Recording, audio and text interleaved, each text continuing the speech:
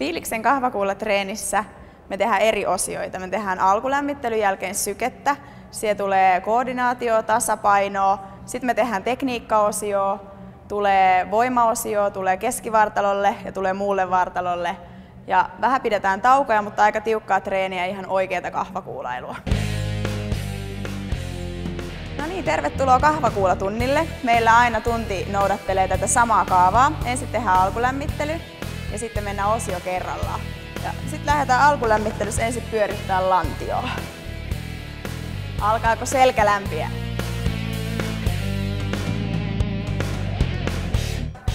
Ja hartiat tekee töitä. Jätä leuka ylös ja pakarat taakse.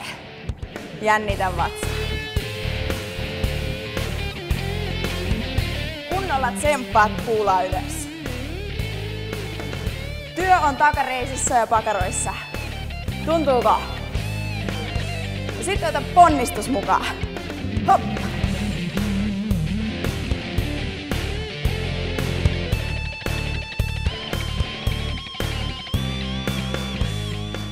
Lisätään toinen osuus. Pidestetään vähän tahtia. Hyvä. Lisää soutu. Lähde vähän aikaisemmin nostaan alhaalta ylös. Pikkusen aikaisemmin koukkuu. Hyvä. Työnnä vähän pakaroita taaemmas.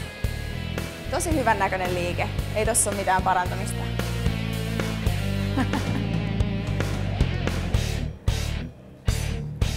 Hyvä. Tuo vielä vähän nyrkkiä lähemmäs rintakehää. Just siihen. Just siihen.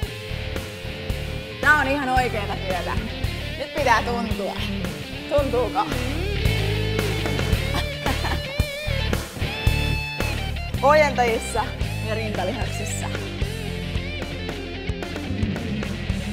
Käännät lantion sisään, rullaat alas ja nikama kerralla ylös. Avaa rinta.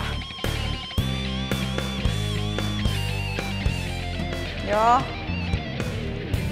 Just näin. Kokeiles vähän isompaa painoa.